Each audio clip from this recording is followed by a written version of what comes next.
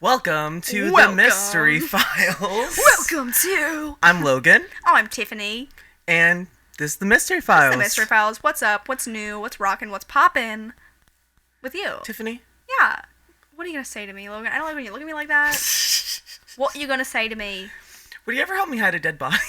I mean, in theory, yes. It depends. Yeah? First, it depends whose body it was. Depends how big the body is. I'm a weak... Like average size body. Okay. Like 5'9", maybe. But like if I like the person, then no. But also like... But if not? If we had a little... You'd help me? We had a little fight, I don't know. You and I would have a fight? Or I had a fight with them? If I had a fight with the person. Oh, if you didn't like them. If I liked them, I would not help you and I'd report you to the police. Respectfully. You would report me to the police? I'd never report you to the police. Honestly, I would hope you'd report me to the police. You better be reporting me, love. Why? Because... Honestly, I thought you had unconditional love for me, and now I'm realizing you don't. I have conditional love within reason. And that's on boundaries. Thanks, therapy. Is conditional love bad? Even for me, your long-term creative, chaotic partner, you would send me to jail. Sometimes you do deserve, you deserve a little bit of jail. Who are you gonna do the show with? You're gonna do a podcast about me. Like, I can just act like I'm talking to you. I feel like it'll just be, You're gonna write a book called, like, Living with Logan. Living Without Logan. Easy. That's the last chapter, Living Without Logan. A life without Logan. The longing. You're gonna be the one who's gonna murder me, and then cover it up, and then you're gonna do it on the Mystery Files. We miss Logan so much. Mm-hmm. Man, it's really hard. Boo. You and I are actually both planning to kill each other, just about who's gonna get to it first, and then talk about it on our show. I've watched a lot of true crime documentaries, so I've been thinking about watch her back. So have I. Well, no, I'm a liar. I don't watch true crime documentaries. And like all my YouTube recommended. I've been watching this girl named Kendall Ray. She's got all that true crime. Really? Yeah. You should be watching the Mystery Files. You know who should be watching the Mystery Files? Our audience. You out there. Well, I guess that's what you're doing. If you're already here, keep staying. Yeah. We like you. You're pretty stinking cool. If you haven't already, please support us at the Mystery Files _ on Instagram. Yes. And we've been really popping off on our TikTok lately. On our TikTok. At the Mystery Files podcast. Podcast. I found out that there is a person who has the Mystery Files TikTok handle, and no. They're kind of eating us up, unfortunately. Whoa. They are. I'm going to be looking into them a little bit to see what the whole situation is, because either we can become besties or we can become enemies. Like alliance or fight? Yeah, let us know. One of the two. Let us know. Yeah. Because we both know how we feel about the other Mystery Files that's on YouTube with the children. The Australian one. The Aussies. The Kiwis. The children. The Australian children. We're better. Come on. Anyways, hey. We talked last week, episode 59. I right? know. I didn't even look. It's crazy. Hey, stunning. And we talked about the clown sightings of 2016. We did. It was fun. We were clowning. We were having a good old time. Mm-hmm. And I was very freaked out after, so thanks for that. Wait, were you actually? Yeah. And actually? Yeah, and then I went to that thrift store. I went to a thrift store a couple days later, and I saw all these clown figurines. And I sent videos to Logan because I was so freaked out. There were so many of them. On, what's it called, Snapchat. I don't think I saw those. I think you probably thought it was a streak, so you just went, nope. Because he sent me a streak back. I'm like, you don't even care about the clowns, but whatever. So I'll show you after when you're actually paying attention. Okay, maybe I just forgot also. You never know. I think you just went, streak, sure. I'm more than a streak, Logan. I'm more than a streak. But yeah, the clown episode was fun. I'm a little scared more of clowns, so thank you. Yeah. My roommates were saying that they were talking about the clown incident, like, too. Oh. So maybe, like, I kind of, like, felt something was in the air of people talking about it. So you felt that shift. You said, I gotcha. Also, very fun episode. A lot of fun clips. It was from very it, too. fun. We enjoyed it a lot.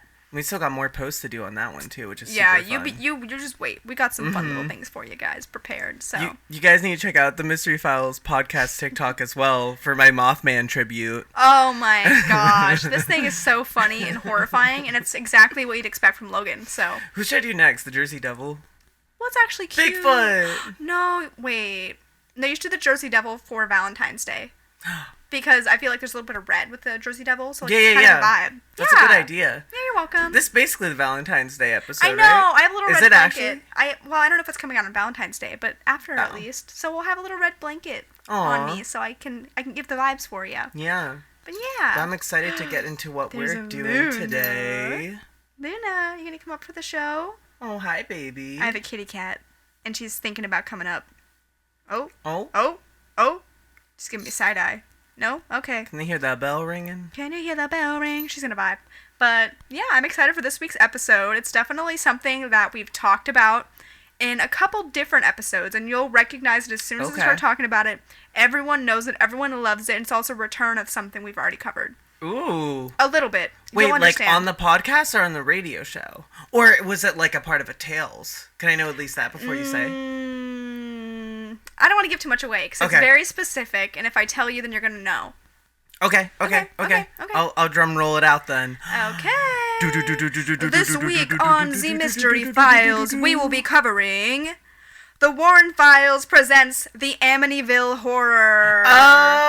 Okay. The Amityville Horror. So, for those of you who don't know, I would say about 10 episodes ago, because it was episode 50, and I just realized when I was doing this episode. Oh, right, Episode 50, we started a little spin-off called The Warren Files, where we cover different episodes or different mysteries, hauntings that the Warren couple has investigated. Is this part of the Warren Files then? Yes, this is one of the files that they had actually covered. Two, yeah, kind so of. it's Not part two, but like it's like the episode 2 yeah. kind of that. Okay. So all of you people out there who love the paranormal investigators Ed and Lorraine Warren are gonna love this case. So yeah, Amityville Horror. We've definitely talked about it in the Haunted Films episode. It was briefly brought up in what was it? In the obviously the Warren episode, but yeah, so we've talked about it a lot. This is like a full in-depth case. Yeah, so, I've actually seen this movie. Yay! Too. Which one? The old or the new one? I don't know, whichever one you showed me. The one from 2005? Maybe, I think so. Probably the 2005 one. Yeah. There's one from like the 70s as well. That one is actually very, very creepy, like to the point that I'm like, I don't like watching this because I feel like stuff that was shot in the 70s just looks scarier, and it makes me feel like I'm there. It freaks me out. But I like the 2005 one, even though it doesn't got good reviews, but I love it. Review from me, 10 out of 10. Exactly. But yeah, I'm excited to get into this. So let's roll into a little intro. So this episode is part of the spin-off series called The Warren Files, based on several horror films inspired by real-life events and cases that were investigated by the husband and wife paranormal team of Ed and Lorraine Warren. In this spin-off, we'll be going through the true hauntings behind these films. Be sure to check out the first episode of the spin-off, where we covered the first Conjuring film and the story of the haunting of the Perron family. But without further ado, today I am so excited to get into the famous case of the Amityville Horror. Bum, bum, bum. Dun, dun, dun. Dun, dun. Amityville. Amityville. Even this name sends chills up my spine. Is that a part of the script, or did you just? I just made it up, but it's kind of a vibe though. No, but here we go. That's because the sleepy suburb on Long Island, New York, was the site of what may be the world's most famous haunting. In 1975, a family of 5 moved into their dream home, a 6-bedroom Dutch colonial at 112 Ocean Avenue, named High Hopes, knowing that the house had been the scene of a grisly mass murder just years before. The family was immediately besieged by dreadful apparitions, bubbling green slime, red-eyed pig heads, levitating beds, and sinister cries to get out. 28 days later, that exactly is what they did, abandoning all their possessions and telling their terrifying story to anyone who would listen. I'm sorry, did you say pig heads? Pig heads. What? Demonic pig heads. Like wild, wait. Like they saw there's in demonology there's like different figures, and there's like a demon. Are they saying it's like it was like a jacked man with like a pig head kind of vibe? They just saw a pig head in the darkness staring back at them. Like a dead pig? A scary demonic pig. Oh my god. Like I think they said it had red eyes.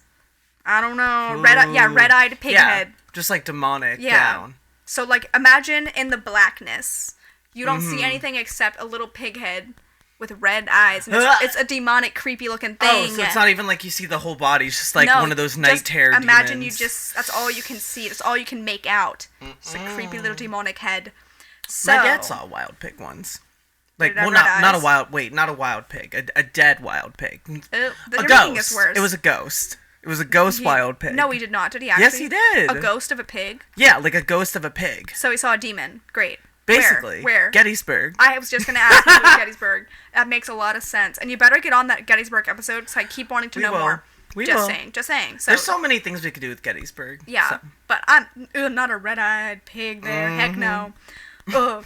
But the book, called The Amityville Horror: A True Story, was published in 1977 and shot to the top of the bestseller list. Hollywood bought the rights and released the Amityville Horror movie in 1979. So that's like the older, creepy one that, like, I don't like watching because it really freaks me out when I'm by myself. So despite tepid reviews, it grew into a franchise of at least 17 official movies to date and hundreds of Amityville copycats, all based on a true story. Mm-hmm. But how much of the Amityville horror story is fact and how much is fiction? Or was the world's most famous haunting nothing more than an amateurish hoax? So Robert Bartholomew certainly thinks so. Bartholomew is a sociologist in New Zealand specializing in mass hysteria, mass hysteria, like we talked about last week. Oh my gosh, look, everything connects. Everything connects. It's all, what's that sound? It's all connected on TikTok. It's all... Everything is all connected. I'm going to show you the sound after. Man, we're not on the same side as TikTok. What the heck? So this guy specializes in mass hysteria and amazed that nearly 50 years after the alleged haunting, we're still talking about Amityville. This Amityville myth persists in the face of overwhelming evidence to the contrary, says Bartholomew. It's starkly obvious that it's a hoax, but people still want to believe. So this is like one guy's opinion, that like this is basically a hoax. Yeah. So now we're going to get into like the real horror story. So like this house had some murders that happened before all the haunting stuff happened.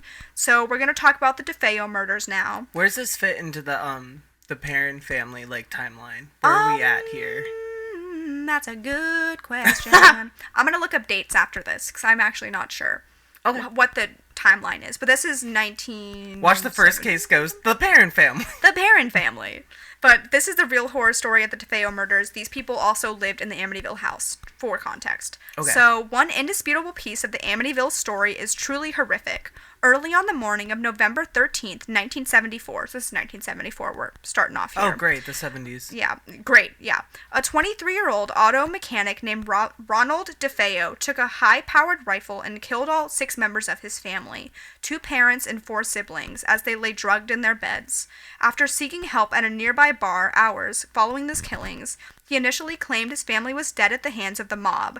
So, like, this guy, like, murdered his entire family and then went to a bar and then was like, yeah, they were killed by a mob. Like, basically his story was they were killed by the mob. Did he go to, like, the bar and, like, report it? Or he was just, like, talking about it? I feel like I've heard 2 different variations of this story, that, like, he's drunkenly talked to people about it at the bar and said they were killed by the mob, like, them not knowing they were actively dead in the house. Yeah. And then, like, afterwards, there's also people have said, like, he didn't say that at the bar, but he did go to the bar right after he killed the people. Like, his family. But they're not sure, like, which one is true, because it's all, like, he said, she said, they said, like... But, like, either way, he was at a bar right after this happened, and regardless, in the timeline, he still claimed that, like, it was the mob that had killed his family. He eventually recanted the story and confessed he was responsible for the slayings. So he said, once I started, I just couldn't stop, Ronald recalled about the shootings. Whoa. It went so fast. So, like, he switches up his story real quick and confesses. DeFeo's 6-week trial in the fall of 1975 introduced a defense that may have helped turn the cold-blooded slayings into what became an even more infamous story. DeFeo's court-appointed attorney, William Weber, claimed his client heard demons in his head who commanded him to murder his loved ones as they slept in the Dutch colonial home at 112 Ocean Avenue. So he eventually says, yes, I did this, but his entire take on it was that demons told him to do it. Right, and that's like a part of the like Amityville like horror, like that's in the movie too, like the whole psychosis thing. That's what they do in The Shining also, like the delusion and the spiraling like kind stuff's of thing. Just like in your brain making you go crazy. Crazy. So like that's his sort of thing, like the devil made me do it sort vibe. So like were they in that case like I guess maybe you're about to get into it, like were they trying to like plead insanity? It's not really insanity. It's more of that, like, the demons made him do it. And as far as, like, the idea of, like, the devil made me do it, there's, like, different documentaries. I think some also like we're within the Conjuring universe as well. But this story in particular, like this is one of the first instances where they used the idea the devil made me do it. But many scoffed at the insanity defense. That's why like this whole different angle of it might have been a success for them. So, multiple people who knew Ronald at the time told the New York Times the problem wasn't evil spirits, but rather the defendant's issues with drugs and alcohol. So they're like, okay, this guy's telling some crazy story. Like, has all these different issues with drugs and alcohol. So, like, that's the issue here, not that this insanity thing he's trying to play right now. Yeah. So, jurors also weren't swayed by the claims and didn't buy the devil made me do it defense, and they convicted him on 6 counts of second-degree murder. He was sentenced to spend up to life behind bars. Wow. Life behind bars, which... Yeah. I don't know if you know this, but I just learned this, like, within the last year, that a life sentence isn't actually, like, a life. No, yeah, it's not. It's like 25 years. Yeah. That makes me so mad. I'm like, put them there until they die. Yeah. That's what a life sentence is to me. Yeah. That's just... Yeah, no, it's like... It's 25 years or something. Yeah, it's always, like, depending on... Yeah, it's like a lifespan. Mm-hmm. I'm like, oh, no, keep them there until they're dead. That's my humble opinion. But that's what you want to do to me. Yeah, keep you there until you're dead. It's easy peasy. Easy breezy beautiful. Cover girl. I had to! So the former DeFeo home at 112 Ocean Avenue became notorious as the Murder House and sat empty for nearly a year until George and Kathy Lutz moved in with their 3 kids and a dog. So at $80,000, the property was a steal. In addition to the 6-bedroom home, there was a heated pool, a bathhouse on the Amityville River. But the Lutzes still found it a financial stretch. So, like, this Lutz family didn't have much money to begin with. So, like, even though this house, like... was basically an amazing deal with all these different things, like, they still couldn't afford it. Like, it was still a lot for them to afford it, which I get. Yeah. It's probably hard upkeep, too, like, honestly. Yeah. With a whole river outside your bedroom. What the heck? A heated pool, though? Kind of nice. Kind of a vibe. But the Lutzes move in and the haunting begins. This is where, like, the whole haunting story comes to play. Ooh. So, the story of what happened to the Lutz family over 28 harrowing days in December 1975 and January 1976 has been retold many times and is morphed slightly with every telling. In all versions, there is a local Catholic priest who the Lutzes asked to bless the house due to its earlier reputation. So, according to one story, the priest sensed a sinister presence in one of the upstairs bedrooms and warned the Lutzes not to sleep in that room. Ooh. So can you imagine if, like, some guy comes to bless the house casual and he's like, you don't want to sleep in there. Don't go in that room. Ugh. Like, okay, I won't live here. Thank you. That's so gross. Ugh, that would freak me out bad. That kind of gives me, like, homages to a lot of, like, horror movies and stuff, too, where they're like, that room, don't go up there. Don't go to the attic. Yeah. Kind of stuff. Don't go in the basement. Like, don't go in the basement. I won't. Yeah. Thanks for letting me know. I don't want to go there. Don't go in the what's the place where men go to hang out? The basement? The man cave. Don't go to the man cave. I was like, the basement? I don't know where men go. Do I look like a man? No. I don't know. So, in the book, the priest felt a sharp slap on his face and heard a groaning voice scream, "Get out." In the movie, the priest was also attacked by a swarm of flies. Work. So, that is... Work. That is one of the creepiest things I ever watched growing up, was that scene in the Amityville Horror when, like, the priest is, like, scared out of the house by flies.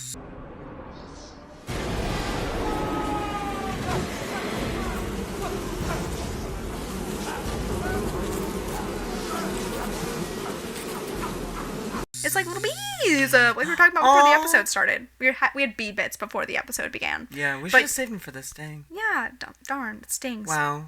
We had to buzz off that idea. That's a double layer joke. That's like fly and good. bee. Yeah.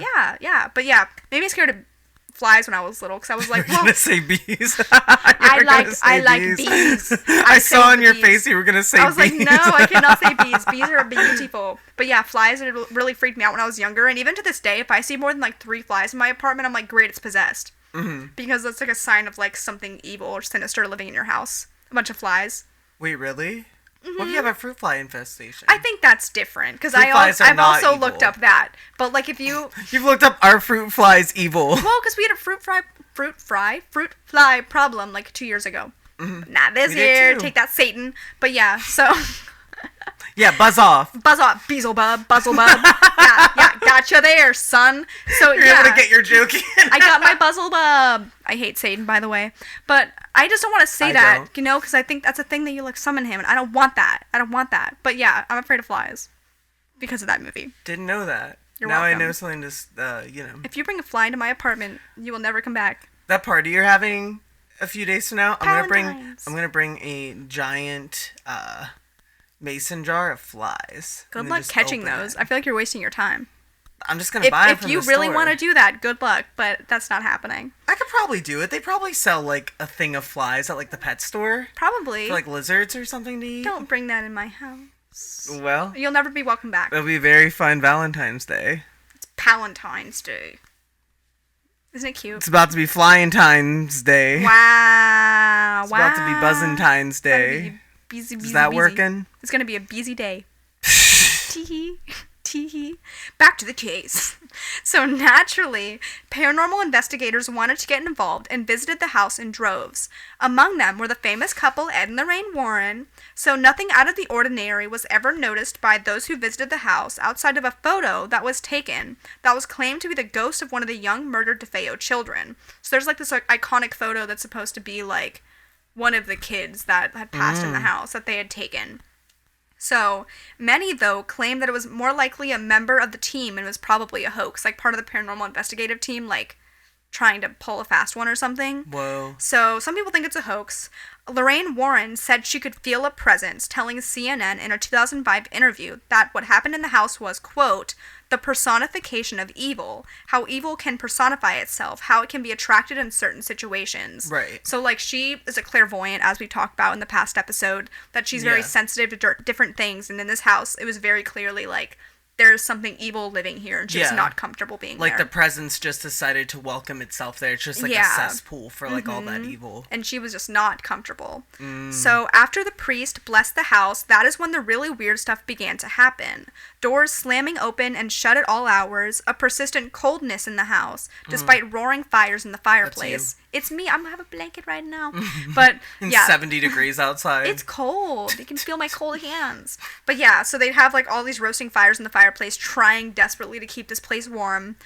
Drops of gelatinous goo. So, in some versions, it's, like, a red goo, and other versions, it's a green goo, and sometimes it's black. So sometimes the goo is black. There's, like, different options, but I'm like, if I saw any of that goo in my place, I'd be like, there's something wrong. I feel like green would be it for me. Green. Like, red, I'd be like, okay, blood. Black, Logan. I'd be like, okay, oil. But green? I just had the scariest flashback to my dream last night. The dream I had last night, can someone please tell me if this was a movie? Because I swear this was a plot of a movie. Because I watched, like, in my brain, I was like, this is something that I've seen before.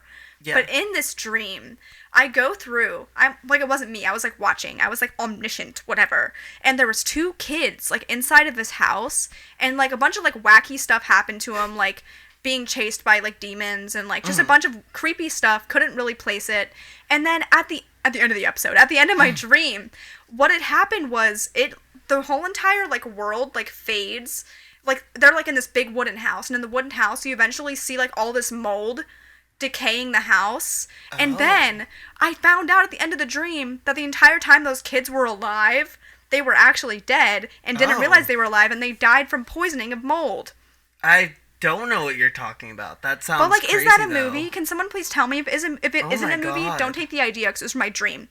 It's gonna be copyrighted right now. I'll put a trademark in the description of this. Yeah, trademark to Tiffany's dreams. But yeah, if it is actually a movie, can someone please tell me? Because I tried to look this up today, and I found nothing except, like, mold documentaries about, like, people getting mold poisoning or whatever it's called. You're like, I don't want to hear about that. Like, I don't want to hear that, but, like, unless is that you're an actual researching for movie? your movie?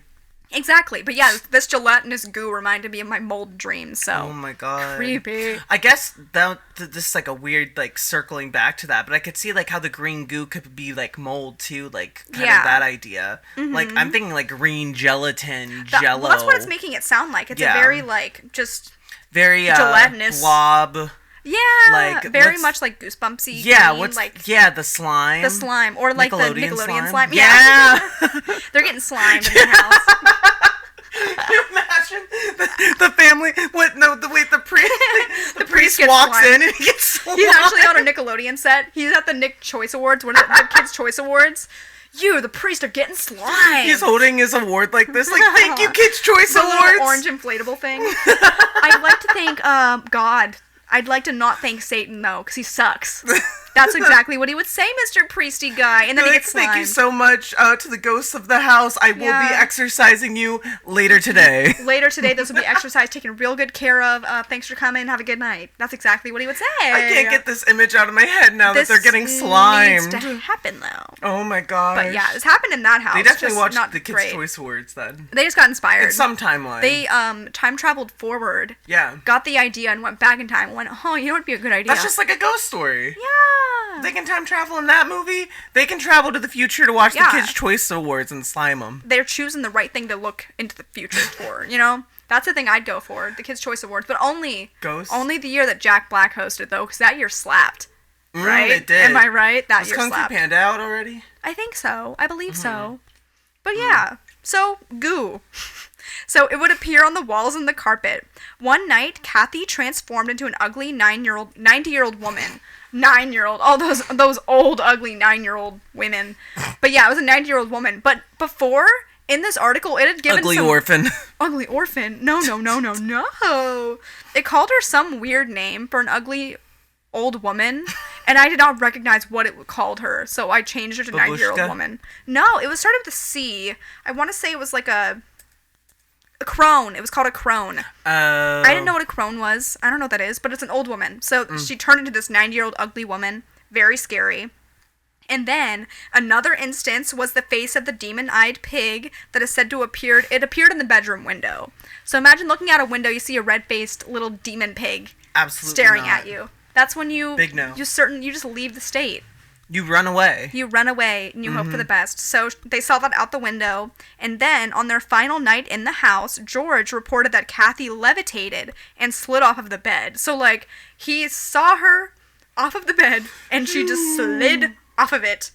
So while George was kept awake all night by the sound of the children's bed slamming on the floors above him, flickering lights. What? Yeah, so he was hearing like their beds being taken off the ground and slammed back into the floor. Boom, boom, boom. And then someone comes in and slimes them and goes, "Gotcha!" I was just joshing ya. It's just a ghost story.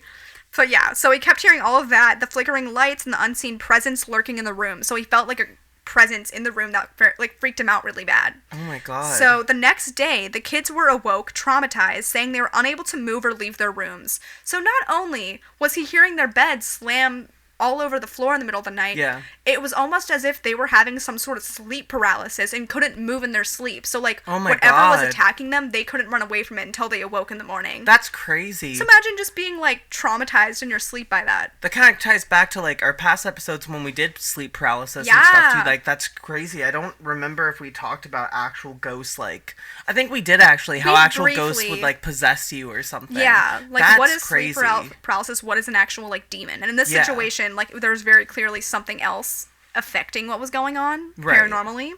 So the Lutzes, terrified and exhausted, couldn't take it anymore. On January 14th, 1976, they left everything behind at 112 Ocean Avenue, never to return. So like this whole sequence of events was enough for them. I think it was 28 days, and they were like, okay, we have to get out of here because it is not safe for us to be here. Yeah, we gotta go. So that then created the creation of the Amityville myth. So, soon after the Lutzes abandoned the house, they met with William Weber, the lawyer who had represented Ronald DeFeo, the convicted killer. So, like, the guy who had done all the murders in that house, this was They wanted to know, like, what he knew, because since he was so developed. Yeah, they're like, this guy would have more information for us. So, Weber, it turned out, was already shopping around the idea of a book about the DeFeo murders called The Devil on My Back. So, like, for whatever reason, this lawyer was like, yeah, I'm going to write a book about all of this. Right. So, because he has all the information. So, according to Weber, he and the Lutzes had a creative brainstorming session over many bottles of wine. So, like, I feel like that's when it comes into play of, like, maybe they could have stretched some truth in this book. Because I've heard, like, little clips of the book, and I'm like, maybe they were stretching it a little bit. Maybe they were trying to pull someone's leg. But, like, I do think most of it was fact. But they gotta reach the page quota somehow. Yeah, and like trying to get more people to buy it. Like the crazier it is, the more people are gonna buy it. Right. They need like that one like banger quote from it, or like something for the reviews. Like for instance, I feel like there was an interview that I was watching that Ed and Lorraine Warren were talking about like some of the stuff in the book and how it could have been like exaggerated. And one of the instances in the book was that the banister in the living room had like exploded. Yeah. And that was like something that had happened. And then when Ed and Lorraine Warren had went into the house, the banister was like actually gone. So like it could have been something that was real, but Ed and Lorraine exploding like just exploded. And Ed and Lorraine Warren even said like it could have been something that a paranormal like, what for better lack of term, like a manifested like a visual thing for them to see. Yeah. Like they saw an explosion, but it was more of like a paranormal trick of something. Yeah. Rather than trick of the eye. Like it definitely got like destroyed, but I feel like the explosion they saw was more something in the paranormal realm, and even Ed and Lorraine Warren said the same thing. Yeah. So like, and what if it was like a tool also? Like what if like I don't know, like what if the ghost was throwing objects at the banister and it just looks like it just exploded out of nowhere? Yeah. Like did they throw a projectile so fast it just went poof? Exactly. Like there's definitely stuff they could have stretched, and Ed and Lorraine Warren even said that, even though they obviously believe it because they are literal paranormal investigators and they believe all of it. But yeah, they were like, some stuff could have been stretched for this. So the Lutzes shared the story of the unsettling things that they felt and saw at the house, and Weber shared details about the DeFeos and the killing that only he knew. So, Weber then claimed that several of these details were spun into the book and the movie. Weber told the Lutzes that a neighbor's cat would peer into the DeFeos' window at night. So that, people believe that's what became like the red-eyed pig, like would be the cat with the red eyes looking in the window, so like people could have exaggerated the idea. Oh, that it wasn't a pig, it was just some cat. Yeah, like, but also, one, how big was the cat that you thought it was a pig? Yeah. And a cat is also very different than a pig, unless the cat has very different shapes. Yeah. Like even the fattest of cats, like, I don't think are even pig-like. Yeah. Like, I could see little if you just saw red eyes, I guess. But like if you just saw red eyes, that could literally be anything. But if you're seeing like a snout and like whatever, like in the moonlight, No. Like, I will say very, very different things. I will say you definitely can at like nighttime, like look outside and like, especially like when you're a kid. I remember when I was like 10, I would look outside in the dark and like I would start making stuff up. I'm like, all right. There's a monster watching me, and then there's, like, no monster at all. And I feel like if their fear was also so elevated to the point that, like, anything would freak them out really bad in this house, and then seeing something like that, I feel like they could see something different.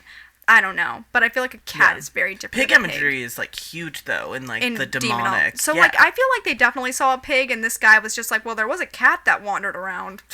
So like it's like the tiniest, skinniest cat you've ever seen. I'm like, there's your pig. Cats and pigs are quite different, my guy, but you do you. So it would peer into the window at night, so that became the idea of the red-eyed pig. Ronald DeFeo's father had once smacked his mother while she held a plate of red sauce spaghetti, so that became the red, like, mysterious goo on the wall. So people think, like, this imagery that they're seeing is kind of like, I think we've talked about it before, how there can be certain things that are, like, stuck in a time period that, we've talked about this before? Yeah. How, like, there can be certain things from, like, a traumatic event that can stay into a place. So, like, the idea of, like, the red sauce spaghetti becoming the red goo on the wall. Right. Or, like, this cat that used to wander around being a pig, like, manifesting itself into different forms. Right. So, like, that could be a thing. Just, like, the trauma of the space. Yeah, just, like, releasing that, like, anger and like sadness and like reforming it that goes across all time and space, kind of like projecting itself into a different timeline to express the trauma of it. So all these different things that became the mysterious red goo on the wall and morphed into green slime bubbling from keyholes. So like stuff like that, which this also sounds very similar to like Poltergeist. If you've seen Poltergeist, if you haven't, go watch it. And you showed me clips of it. Yeah, we have seen clips of it. So, yeah, this sounds very similar to, like, stuff from Poltergeist.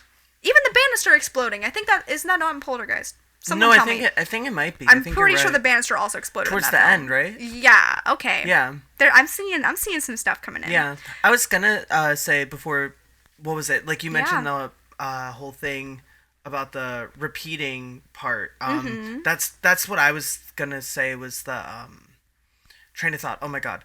How like sometimes like maybe those ghosts didn't even know that they were like haunting them because they just kept repeating the trauma over and over again in their head. Like it's possible like that's the memory they decided to latch onto and they can't cross over. So when, you know, that's been in ghost movies before, like when you think oh yeah, they're trying to hurt me. It's like, no, they just keep repeating this pattern until they feel satisfied with the outcome. They're just repeating the trauma.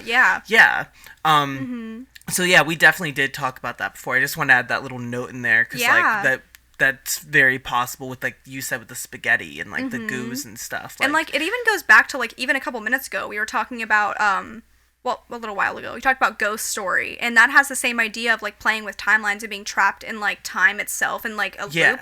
That's, like, the same idea of that movie. So, like, if you're it's very a ghost, possible. It doesn't really matter where your matter is. It just kind of exists. It's just kind of there. It exists. Across everywhere. And the same way with the room, how they're like, don't go into this room. That room could just be... It holds it. Everything. Yeah. And this house obviously holds a lot of terrible stuff. Even if whoever out there is like, yeah, I don't believe in ghosts, I don't believe in whatever...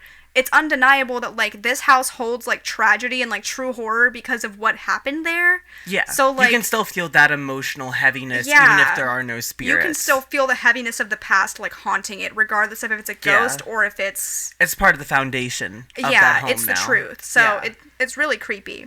But, in this interview, it said, we took real-life incidents and transposed them, said Weber in 1988. In other words, it was a hoax. So, like...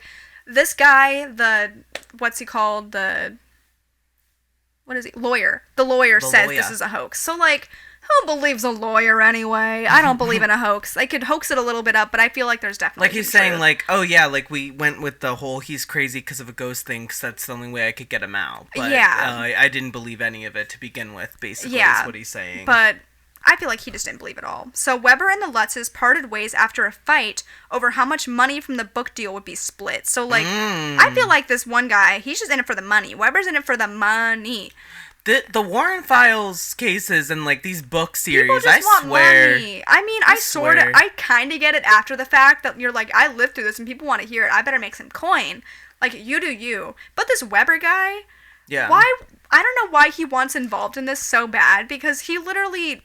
knew the trauma of that entire experience prior to, like, any of the Lutz family. Like, he didn't live there. Yeah, he didn't live there. He didn't get slimed. But the thing is, why would he want any part of it, considering he was the lawyer for the guy who, like, committed all these murders? Yeah. Like, why does he want any part in this house after it? Why are you being so, like, money hungry and weird. I don't like this guy. So they parted ways after this fight. So the Lutzes took their story to Jay Anson, who was a journalist and filmmaker who had made a short documentary on the making of The Exorcist. So, like, he started finding different people. So Anson listened to 35 hours of taped interviews with the Lutzes. Then he sat down and wrote the book, says Bartholomew. The best way to describe Jay Anson is a writer who didn't let the facts get in the way of a good story. So, like, it's very easy. He could have stretched a few things to make the story better. Yeah, try to connect parts in it to make it more narratively sound. Yep. Which, if you're going to do that, like, say you're going to do that, don't say, like, this is a true story. Inspired by true events. Yeah, I'm like, can you just make it correct? Based on a true story. For my brain, can you just make it all correct? So, Writer's Digest published a terrific interview with Anson in 1979, and soon after the book and movie deal had made him fabulously wealthy. He was famously elusive about the truthfulness in his account. So he said, "It's funny, almost nobody ever says to me, 'Hey, that book of yours is a bunch of bull.' I don't believe a word of it. Instead, they ask if I think what the Lutzes told me is true," said Anson. "And I answer them the same way that I answered you when you asked the question. I tell them that I have no idea whether the book is true or not, but I'm sure that the Lutzes believe what they told me to be true." So, regardless of where this guy stands, he's saying, like, I think they believe what they're saying. Yeah. Like, regardless of how much everyone else has tried to stretch something, they're speaking from a place of truth. Yeah, like, they fully think, like, what happened. It's not like a lie, it's not like a...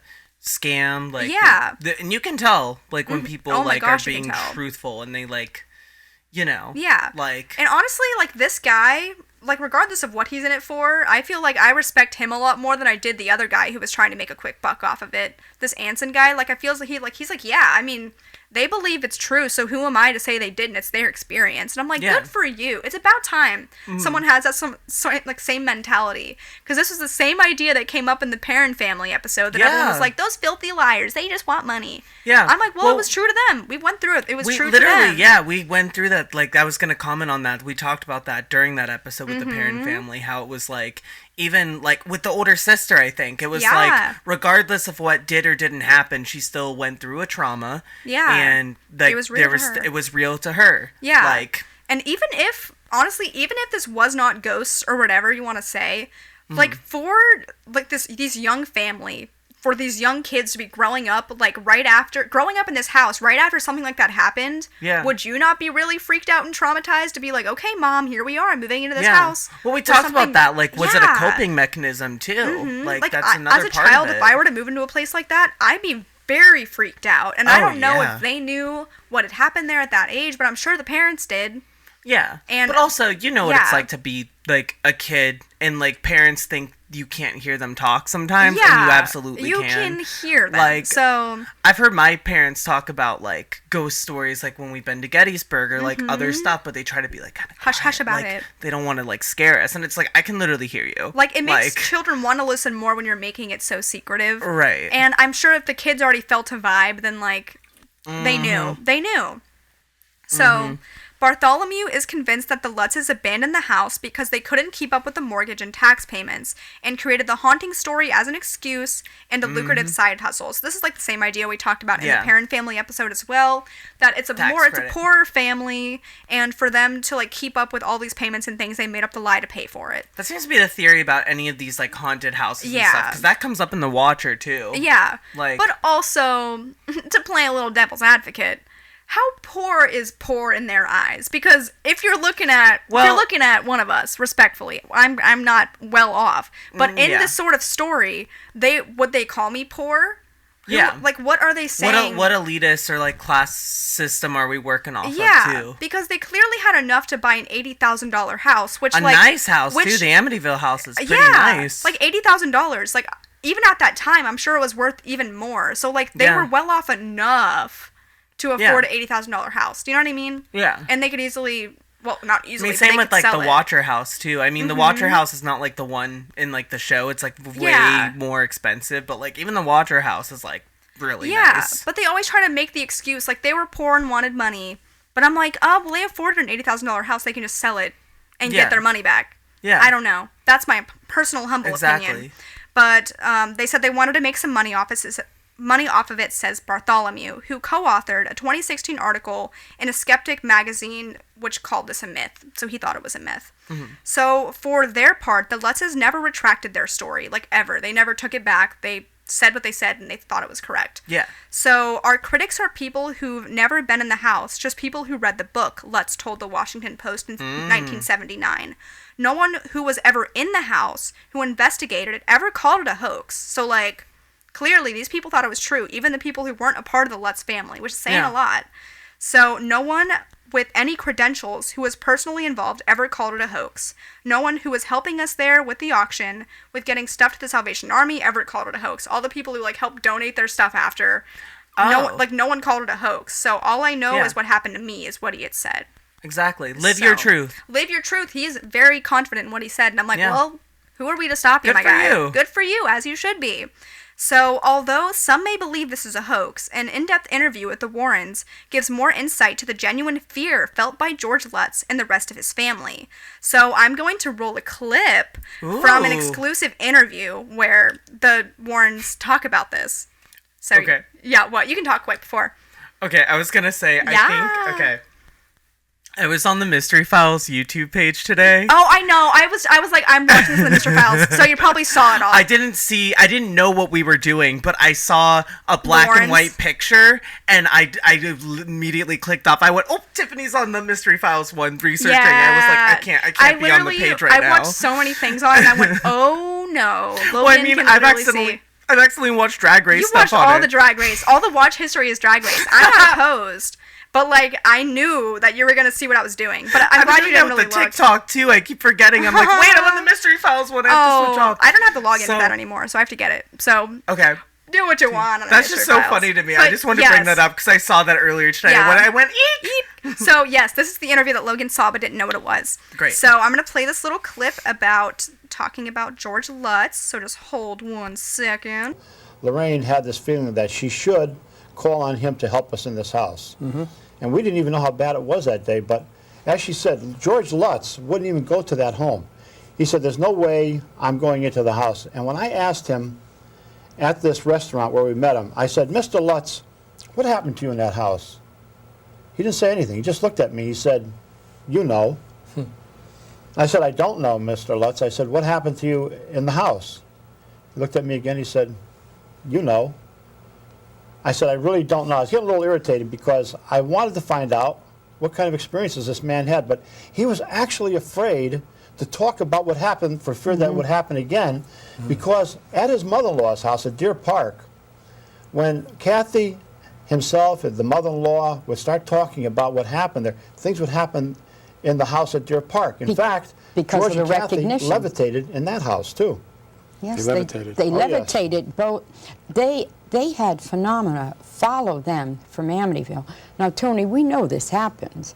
We know that even ourselves, involved in research, that you go to a location where haunting phenomena is going on, active phenomena, and you leave and go home, and you give it a lot of recognition, or you listen to the tapes, and like while you're still programmed, then something can come to you. Yes. So that was like one clip of them talking about it. Also, I was so freaked out when they literally talked about how, they went to this other house and it followed them there too. Yeah, no. I was like, when they said the levitating thing, I went, yeah, what? They levitated there too. Oh my gosh. So like, it followed them there, which absolutely freaks me out because the idea of something following me stresses me out so bad. Yeah. Yeah, no, that's wild that the evil from there, like, followed them, like, through. Yeah. Well, it's almost like they're, like, a part of that history. That came up in the Parent Family one, too, that, like, they felt like they were still, like, being haunted. Yeah, like, there was no way to get it off of them. Oh, my God. So, and then I have one more clip of this interview to share. So, in this clip, the Warrens go more into how people were truly affected by this, and that even to the Lutz children, this was very real. So, it's going to talk about the Lutz children in this little clip. So let me find the right time for you. In fact, a lot of people were very badly affected that night, that very first night in the home. So the next picture, I think we're going to see George and Kathy. Yes, there's George and Kathy. I want you to look at this guy, Tony. Does he look like a guy that you'd want to fool around with? No way. Not at all. No. George is a rough, tough guy, and he doesn't leave behind everything he owns in this world just on a fluke or on a hope that somebody might write a book about a haunted house. No, that's for sure. Kathy was as beautiful as he was tough. And even today, she's a very religiously oriented woman. The Lutz family, if our viewers out there could know them as Lorraine and I knew them, we lived with them for 2 weeks out in California. They are a beautiful family. Now, how many children did they have? They had 3 at the time. They have since had 2 more children. But Kathy, these were the first 3, Tony, were Kathy's children. Okay, there they are. Yes, there's Chris and John and Missy. Now, Missy, the little girl in the middle, to talk to these young children as they would talk to Ed and I, very candidly sharing things with us. They were terrified of what was in that house. But the little girl, the youngest of the 3 children, was very candid about talking about her friends in Amityville, and what she was referring to would be this Jody the pig and like that would come in and sit on the rocking chair in her room and rock. To her, they were friends. Now keep in mind that when we go into a home, these people are telling us these horrible stories, but we have to ourselves experience this before we accept it. Right. We have to see it, we have to feel it. We have to know it's there before we say, yes, this home is haunted. And this home was not haunted by anything human. No. It was inhuman. Many people ask us about that. It was inhuman, and then they say, well, people went in there later and lived there, nothing ever happened to them. Well, who's to say that the house was not exorcised? So basically he goes on to say, like, it wasn't haunted by something human, it was haunted by something inhuman. So as we know in our many haunting stories, of course, that means it's haunted by a demon. And so it also goes to show, like, I don't know, like, the first guy, like, the guy who had, like, done this to his family, he had said, like, there was a demon telling him to do this stuff. Yeah. And I don't know how much of that is the truth. I don't want to say either way, because either way, what he did was messed up. Just saying. But it could give some sort of validity that something evil was there that was telling him to do this stuff. Especially with, like, how, like, they were talking about, like, what the interviews and what they were saying, too. That's crazy. Like, there was definitely something demonic and not human there. Like, the kids saw something. The kids felt something. Yeah. Like, it was very real to them as well. Did they say the pig is named Jody? Jody the pig. Jody the pig, which I'm pretty sure the ghost in, like, the 2005 version was named Jody. There's, like, a ghost of a little girl. Oh, really? I'm pretty sure the ghost of the little girl in the movie's name is Jody. I'm, like, pretty positive. That's a pretty smart, like, Easter egg to put in there. Yeah, something small. Yeah, I'm pretty sure. Jody the demon pig. I'm like, why did she name it? Did she name it Jody, or did they go, I'm Jody kid? Oh, God. With all the Conjuring spin-offs they've been doing and, like, everything, they need to now make a Jody the pig movie. Jody the pig. I'd watch. I'd buy. Honestly, that sounds like, wasn't there, like, a creepy pig movie that came out before? I feel like I can see the poster for it. Are you talking about Winnie the Pooh, Blood and Honey? Yeah, maybe it's Winnie the Pooh, because Piglet's like ready to kill. I need to see that movie still. I think it's out. I feel like it might ruin for me because I love Winnie the Pooh. Yeah. I really can't I'll let you know how it is. I'll let you know. Yeah, let me know. Yeah. But those were both from an interview. If you want to hear, like, more interviews from Amityville Horror House and, like, other stuff with the Warrens, that's from a YouTube channel called @Warrenology, and they have a ton of, like, hour-long episodes of the Warrens just doing interviews, and it's crazy.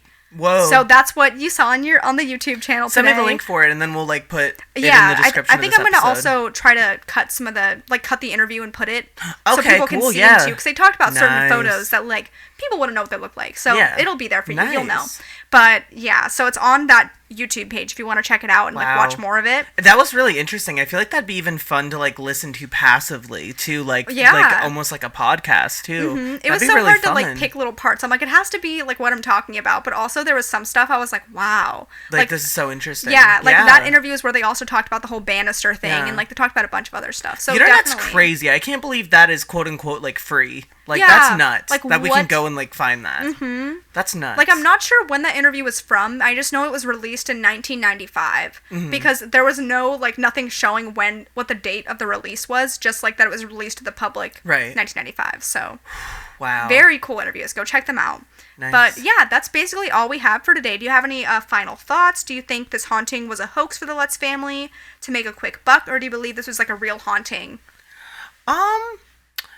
I don't think that they were doing it to make a quick buck. I think that it was truthful, especially with it following them to, like, another house and, like, everything. And I think I said this on the Parent Family episode, too. I just able to convince children to scheme as well as the parents and everything is just not very viable as an option. They can't stick to that kind of truth. It's a lie. Yeah, and, like, at least, like, to think about, like, when the kids got older, like, one of them would want to, in theory, sell out and, like, expose, like, those types of things. I don't think there's this big, like, family secret, like, type of thing. I think what they actually experienced was trauma from, like, tragedy that happened prior there. Yeah. And I don't know, I'm 100% for the ghosts are there theory because, like we talked about before, sometimes, like, there's just presences in places and that takes up a lot of space and time and different things. Do I think there might be people that say things are ghosts and they're not to try to sell a house? Probably. But I doubt from the cases that we've covered that necessarily that's what's happening as much. So, yeah, I think 100%. I'm still Team Ghost. Yeah. And are we surprised? I am also Team Ghost because why would I not be? I just feel like this whole thing, like, everything is pointing towards it's not a hoax. Right. And, like, I know they did take part in, like, writing a book, but, like, also, why would you not want to get a few bucks from it? You know? Yeah. But also, it was, like, true to them. You said also, like, about getting, like, the word out there. That research. Get the word out. Like, this is something that happened to us. Like, We're not going to let people tell us we're liars because this was so true to us. Like, right. They're trying to keep their name in the right because they experienced this. Mm-hmm. And I feel like that house definitely has a history of evil stuff happening in it because obviously, like, the whole murder thing going on there. And I feel like, I don't know, I feel like the guy that did murder, like, his family, like, there definitely could have been something evil influencing him, but I feel like, obviously, your actions are your own, unless he was possessed. I don't know the situation either way. At the very least, like, that is, like, factually true crime would happen there, so you can't deny the fact that, like, that house just does have, like, something that evil. Horror a part of it. Yeah, there was evil living in it, rather, like, if it was evil, an entity that was taking over him, or the evil that was him. Right. There was evil there, regardless. So I feel like that evil could definitely be transferred in time. Yeah. And that is what then became whatever. And we see that through all the other cases that are a part of the Warren files. Exactly. Whatever they're feeling is valid, and I feel like there's definitely haunting in this case, whether that's haunting of what truly happened in the past or like an actual paranormal haunting. Something was affecting these people. So that's my humble opinion. But I just want to also give a quick update on what the house is now. So the Amityville Horror House today has a different house number to discourage horror fans to like go after it and everything. So the house has been sold at least 4 times since the murders, and none of the newer owners 4 times. None of the newer owners have reported seeing any psychic phenomena, and it sold last in 2016 for $850,000. So like it's still got that money. So that's basically that experience there. So then, in conclusion, the true horrors of the Amityville Horror House are very real in the murderous tragedy of the DeFeo family. But did the horrors continue beyond this tragedy? Was this haunting a hoax? I guess we'll never know. I guess that the haunting of the Amityville Horror House will forever remain a mystery. Yeah. Thank you guys so much for watching. Yes, guys. This is a fun one. I really enjoyed that. I love the little tapes that we did with it, too. Yes. I'm glad that we got to get more into this case, because I know we briefly brought it up in so many different episodes, and I just wanted to, like, go deep into it. And it's nice. It was very fun. So, yes. Please check us out on the YouTube at The Mystery Files, as well as, you know, the TikTok, the Instagram, linktree.com/The Mystery Files. You nailed it.